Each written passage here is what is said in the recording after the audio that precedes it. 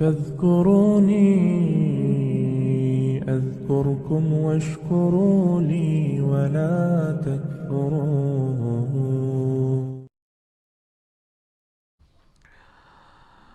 اب میرے بھائیوں اگلی جو آیت ہے نا سورہ البقرہ کی آیت نمبر 164، اسے آیت الآیات کہا جاتا ہے، اس کا نام ہے ایسی آیت جس میں اللہ کی کئی آیات بیان ہوئی ہیں، اللہ کی قدرت کی نشانیاں،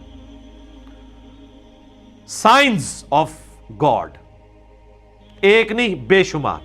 اور قرآن حکیم میں سورۃ البقرہ کی آیت نمبر 164 کے مقابلے پہ کوئی ایک آیت ایسی نہیں ہے جس میں صرف ایک آیت کے اندر اللہ تعالیٰ کی قدرت کے فزیکل فینومینا آف نیچر، جو اللہ تعالیٰ کے فینومینا بنائے ہوئے ہیں، وہ سارے کے سارے آلموسٹ بڑے بڑے فینومینا جو قرآن پاک میں سکیٹرڈ فارم میں ہیں، جن کو التذکیر بھی آلاء اللہ کہا گیا ہے، وہ بیان ہوئے ہوں سوائے اس آیت کے۔ ان فی خلق السماوات والارض، بے شک آسمانوں اور زمین کی تخلیق میں، واختلاف اللیل والنہار، اور رات اور دن کے آنے جانے میں، والفلک التی تجری فی البحر، اور کشتیوں کے جہازوں کے سمندروں میں چلنے میں، بما ینفع الناس، جو کہ لوگوں کے نفع کے لیے چلتی ہیں، یعنی وہاں سے سی فوڈ جو ہے وہ شکار کیا جاتا ہے۔ وما انزل اللہ من السماء من ماء، اور اللہ تعالیٰ جو نازل فرماتا ہے آسمان سے پانی، فَأَحْيَا بِهِ الْأَرْضَ بَعْدَ مَوْتِهَا، اور پھر اس پانی کے ذریعے مردہ زمین کو زندہ کر دیتا ہے، یعنی سبزہ اگا دیتا ہے اس پانی کے ذریعے۔ وَبَثَّ فِيهَا مِن كُلِّ دَابَّةٍ، اور اللہ تعالیٰ نے جو زمین میں ہر طرح کے جانور پھیلا دیے ہیں۔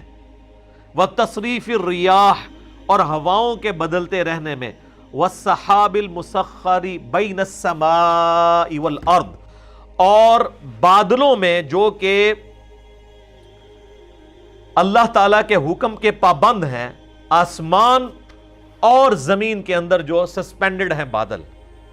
لَآیَاتٍ لِقَوْمٍ یَعْقِلُونَ، اس کے اندر اللہ تعالیٰ نے آیات رکھی ہیں ان لوگوں کے لیے جو اپنی عقل استعمال کرتے ہیں۔ دیکھ لیں کتنی نشانیاں اللہ تعالیٰ کی قدرت کی اس میں گنوائی گئی ہیں۔ نمبر 1 آسمان اور زمین کی تخلیق، نمبر 2 رات اور دن کا آنا جانا، نمبر 3 جہازوں کا سمندروں میں چلنا اور اس کے ذریعے سی فوڈ کا حاصل کرنا، نمبر 4 آسمان سے پانی کا برسنا، نمبر 5 اس پانی کے برسنے سے زمین کو اللہ نے مردہ ہونے کے بعد دوبارہ سے زندہ کر لیا، نمبر 6 زمین میں ہر طرح کے جاندار پھیلا دیے، لو جی سب کچھ کور ہو گیا، نمبر 7 ہواؤں کے چلنے میں جو کہ بادلوں کو لے کے آتی ہیں، اور نمبر 8 بادلوں کا آسمان اور زمین کے درمیان جو ہے وہ سسپینڈڈ ہونا، جس کے ذریعے اللہ تعالیٰ بارش برساتا ہے۔ یہ سب کی سب اللہ تعالیٰ کی قدرت کی نشانی ہے، یعنی جس میں ذرا سی بھی عقل ہے اللہ تعالیٰ ہمارا ہے، وہ ان چیزوں کو دیکھ کے رزلٹ پہ پہنچ جائے گا کہ یہ کسی کے کرنے سے ہو رہا ہے۔ God is the only explanation of all the physical phenomena in this universe۔ اللہ ہی واحد وضاحت ہے اس کائنات میں ہونے والے ہر فزیکل فینومینا کی۔ تو اب جس اللہ کی یہ کوالٹیز ہیں اس کے مقابلے پہ اگر کسی اور کے ساتھ وہ چیزیں وابستہ کر دی جائیں تو اس سے بڑا کوئی جرم نہیں ہو سکتا، اور یہی اللہ اس چیز کا حقدار ہے کہ اس کے ساتھ شدید محبت کی جائے، دلی محبت آخری درجے کی، جو کسی اور مخلوق کے ساتھ نہیں ہو سکتی۔ تو اللہ تعالیٰ اب ایک کرائٹیریا پھر اس حوالے سے ڈسکس کر رہا ہے، وَمِنَ النَّاسِ مَن يَتَّخِذُ مِن دُونِ اللَّهِ، اور لوگوں میں ایسے لوگ بھی ہیں، ایسے بدبخت لوگ ہیں جنہوں نے اللہ کے سوا اور ہستیوں کو پکڑ لیا ہے، اندادًا یحبونہم کحب اللہ، اللہ کے مقابلے پہ انہیں اپنا ند مان لیا ہے، مد مقابل، اور ان سے ویسی محبت کرتے ہیں جیسی اللہ سے کرنی چاہیے تھی۔ اللہ اکبر، یہ آیات پڑھی جاتی ہے نا تو لوگ سمجھتے ہیں شاید یہ مشرکین عرب کے بارے میں نازل ہوئی تھی۔ تو مشرکین عرب اگر اس جرم کے اوپر مجرم ہے اللہ کے حضور، تو آج بھی جو لوگ یہ کر رہے ہیں وہ بھی اسی طریقے سے مجرم ہیں۔ اور آپ کو آج مسلمانوں میں اکثریت ایسے لوگوں کی نظر آئے گی جو اگر آپ ان سے حلفیہ بیان لیں تو وہ کبھی یہ نہیں کہیں گے کہ ہم اللہ سے بڑھ کے کسی سے محبت کرتے ہیں، لیکن ان کا ایٹیچیوڈ یہی ہے۔ وہ آپ کو کبھی شعر سنائیں گے، اللہ اللہ کیے جانے سے اللہ نہ ملے گا، اللہ والے ہیں جو اللہ سے ملا دیتے ہیں، اور اللہ والے ان کو کہہ رہے ہوتے ہیں جو اپنی عبادت کروا رہے ہوتے ہیں۔ اگر اللہ والے سے مراد یہ رسول اللہ کو، صحابہ اور اہل بیت کو لیں تو ہم ان کے ساتھ ہیں، لیکن آپ کو پتہ ان کو نہیں لیتے، کیونکہ وہ تو ولی نہیں تھے نا، ولی تو بعد میں ہوتے ہیں، وہ اللہ والے ان کو کہہ رہے ہوتے ہیں، جن سے تجوید سے اگر آپ نماز سنیں تو نہیں سنا سکتے، اور ترجمہ تو بھول ہی جائیں کہ وہ سنا سکتے ہیں۔ ہاں وہ یہ کر سکتے ہیں کہ سجے پاسے اسلام پھیرے تھے سارے حافظ ہو گئے، کھبے پاسے پھیرے تھے سارے ناظرہ ہو گئے، وہ کہتے ہیں نا جی پیچھے نیت کی۔ تو میں کہتا ہوں جن بزرگوں کے بارے میں آپ کا ایک کلیم ہے نا، اگر آج بھی اس طرح کہتے ہیں نا جی دنیا اولیاء سے خالی نہیں ہے، آج بھی ان اولیاء کو لیں، وہ تجوید کے ساتھ آپ کو سنا نہیں سکتے، وہ آپ کو سنت اذکار نہیں بتا سکتے صبح و شام کے جو نبی علیہ السلام نے تعلیم فرمایا ہے۔ فرض نماز کے بعد کہ آپ کو 2-3 اذکار بتائیں گے، 17 نہیں بتا سکتے، ان کی تربیت ہی وہ نہیں ہوئی ہے۔ تو وہ ان ہستیوں کے بعد، حتیٰ کہ سورہ الزمر کے اندر جا کے آئے گا، سورۃ المومن کے اندر، کہ ان کے سامنے جب اکیلے اللہ کا ذکر کیا جاتا ہے تو ان کے دل گھٹنے شروع ہو جاتے ہیں، اور جب اللہ کے ساتھ اور ہستیوں کو شامل کیا جاتا ہے تو ان کے پھر دل پھیل جاتے ہیں۔ اور آپ یہ کر کے دیکھ لیں جناب، آپ اللہ کی توحید بیان، ہم تو کئی بار یہ تجربہ کر چکے ہیں، آپ اللہ کی توحید بیان کریں تو ان کو چڑ ہو جاتی ہے، وہ کہتے ہیں جی کوئی بزرگوں کا بھی ذکر کرو نا جی۔ بلکہ ہمارے ایک سیالکوٹ میں بڑے قریبی بھائی، تو وہ ایک بریلویوں کی مسجد میں امام تھے، تو جب اللہ تعالیٰ نے ہمیں قرآن کی توحید کی طرف راغب کیا تو دعوت کی برکت سے انہوں نے بھی حق قبول کیا، تو ظاہر ہے وہ اب اناؤنسمنٹ تو نہیں کر سکتے تھے، تو انہوں نے بہرحال توحید کے اوپر درس شروع کیا قرآن کے اندر، جو قرآن کی آیات ہیں اعلیٰ حضرت کا ترجمہ رکھ کے، اب تو کسی کو تکلیف نہیں ہونی چاہیے۔ تو 2-4 دن تو توحید برداشت کی انہوں نے، اور پھر بابے جو ہے مسجد کے اکٹھے ہو گئے، انہوں نے کہا کہ جناب اللہ نو ہی دھوندے رہندے ہو ہر ٹائم، کو بزرگوں کا بھی ذکر کریا کرو۔ یہ دیکھیں پنجابی کا محاورہ نے یوز کیا، ہر ٹائم اللہ نو دھوندے رہندے ہو، استغفر اللہ تو۔ تو ان کو اتنی چڑ ہوتی ہے، اور یہ حقیقت ہے کہ ان کی محبت ان ہستیوں کے ساتھ زیادہ ہے، اور اسی لیے آپ بزرگوں کے بارے میں کوئی بات کریں تو یہ سیکھ پا ہو جاتے ہیں۔ اللہ کے بارے میں کہتے ہیں جی اللہ کو تو پہلے ہی اتنے لوگ گالیاں نکال رہے ہیں، ایک اور نے نکال دی تو کیا ہو گیا؟ ہاں ظاہر ہے وہ نکال رہے تو ہیں، حالانکہ یہ خود بھی نکالنے والوں میں شامل ہیں جی۔ سورہ مریم میں آتا ہے کہ جو اللہ تعالیٰ کے لیے بیٹا تجویز کرتا ہے، یعنی شرک کرتا ہے، شرک کی کوئی بھی فارم ہو، وہ اللہ کو ایسی بات کہہ رہا ہے، ایسی گالی دے رہا ہے کہ قریب ہے آسمان پھٹ پڑے اور زمین شک ہو جائے اور پہاڑ ریزہ ریزہ ہو جائے، ان دعوا للرحمن ولدا، کہ یہ رحمان کے لیے بیٹا تجویز کرتے ہیں۔ اگر زمین و آسمان اور پہاڑوں کے احساسات ہوں نا اس طرح کے، تو یہ سارے ان پہ پھٹ پڑے، زمین ریزہ ریزہ ہو جائے، زمین یعنی پھٹ جائے اس خوف سے کہ یار میرے اوپر یہ لوگ اللہ کے ساتھ اور ہستیوں کو شریک ٹھہرائے ہوئے ہیں۔ اور نبی علیہ السلام کی آپ احتیاط دیکھیں، یہ جو ند لفظ ہے نا، اندادیں، سیم یہ الفاظ ہیں۔ مسند امام احمد میں حدیث موجود ہے، الادب المفرد امام بخاری کی کتاب کے اندر یہ موجود ہے، ہم نے اپنے ریسرچ پیپر دعا صرف اللہ ہی سے، اس میں بھی ڈالی ہوئی ہے۔ ایک صحابی نے نبی علیہ السلام کو آگے کہا، ما شاء اللہ و شئت یا رسول اللہ، اے اللہ کے رسول جو آپ چاہیں اور جو اللہ چاہے۔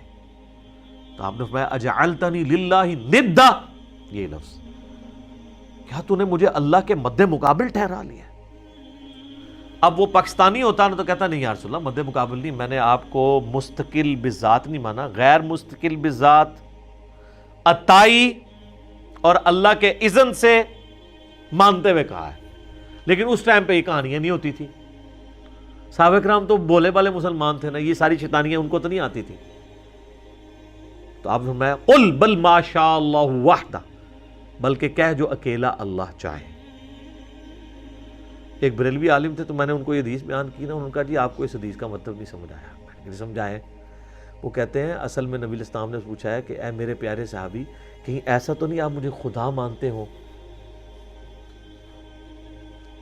ٹھیک ہے، میں نے کہا تو آگے الفاظ تو کچھ اور بتا رہے ہیں۔ اس کے جواب میں تو صحابی کہتا نہیں یا رسول اللہ میں نے آپ کو خدا نہیں مانا، خدا کا بندہ مانتے ہوئے کہہ رہا ہوں، یا رسول اللہ ما شاء اللہ و شئت۔ تو میں نے کہا آگے جو الفاظ ہیں قل بل ما شاء اللہ وحدہ، کہ اکیلا جو اللہ چاہے۔ اگر آپ کی بات ہوتی نا تو وہ صحابی کہتے کہ نہیں میں آپ کو اللہ کا بندہ مان کے کہہ رہا ہوں، تو حضور کہتے ٹھیک ہے کہتا رہے۔ آپ تو بالکل الٹ بات کر رہے ہیں، نہیں مجھے نہیں شامل کرنا ذات، تکوینی امور میں نہیں کرنا، تقدیر سے جو ریلیٹڈ ہے. ہاں باقی دین کے معاملے میں تو بخاری مسلم میں کئی حدیث ہیں. جب نبی علیہ السلام سے پوچھا گیا کسی معاملے کا صحابہ کرام نے، اور صحابہ کرام سے آپ نے کاؤنٹر کوسچن کیا، ان کو نہیں معلوم ہوتا تو کہتے تھے واللہ ورسولہ عالم، اللہ اور اس کا رسول بہتر جانتے ہیں. وہ بالکل ٹھیک ہے، دین اللہ اور اس کے رسول سے ہی سیکھنا ہے. اور اسی کو سپورٹیو بخاری مسلم کی حدیث ہے کہ اللہ تعالیٰ عطا فرماتا ہے، میں تقسیم کرتا ہوں. وہ آدھی حدیث بیان کرتے ہیں، پوری حدیث اس طرح ہے کہ نبی صلی اللہ علیہ وآلہ وسلم فرمایا اللہ تعالیٰ جس کے ساتھ خیر اور بھلائی کا ارادہ فرماتا ہے اس سے دین کی فقہ عطا فرما دیتا ہے. اور اللہ دیتا ہے اور میں تو تقسیم کرنے والا ہوں. یعنی مجھے بھی جو دین اللہ نے میرے ساتھ بھلائی کا ارادہ کیا، مجھے دین کی سمجھ عطا فرمائی ہے، تو یہ اللہ نے عطا فرمائی ہے، میں تو صرف تقسیم کرنے والا ہوں. انما اس میں یعنی الفاظ جو ہے نا بخاری مسلم کی حدیث کے کہ واللہ یعطی وانما انا قاسم، اللہ دیتا ہے اور میں تو صرف تقسیم کرتا ہوں. تو وہ انہوں نے جناب اس دو لفظ پکڑ لیے تو اعلیٰ حضرت نے شعر لکھ دیا، رب ہے معطی، یہ ہے قاسم، رزق اس کا ہے کھلاتے یہ ہے. وہ رزق کے اوپر لے گئے اور تکوینی امور کے اوپر، حالانکہ یہاں پہ دین کا معاملہ تھا. اس میں میرا یوٹیوب پہ ایک کلپ بھی ہے اللہ نبی وارث، تو اس میں میں نے کئی ایک احادیث بیان کی ہیں اس حوالے سے. یہ تو یعنی نہ ختم ہونے والی چیزیں ہیں. نبی علیہ السلام نے جتنی اس حوالے سے سختی فرمائی ہوئی ہے. وہ مسلم شریف کی جو حدیث بڑی مشہور ہے کتاب الجمعہ چیپٹر میں، ایک صحابی نے نبی علیہ السلام کے سامنے تقریر کرتے ہوئے کہہ دیا من یطع اللہ ورسولہ فقد رشد، جو کوئی اللہ اور اس کے رسول کی اطاعت کرے وہ کامیاب ہو گیا. ومن یعصہما، اور جو ان دونوں کی نافرمانی کرے فقد غوا، تو وہ بہک گیا، بے شک وہ بہک گیا. نبی علیہ السلام کو بڑا غصہ آیا، فرمایا بئس الخطیب انت، کتنا برا خطیب ہے تو نے یہ کیوں کہا جو ان دونوں کی نافرمانی کرے؟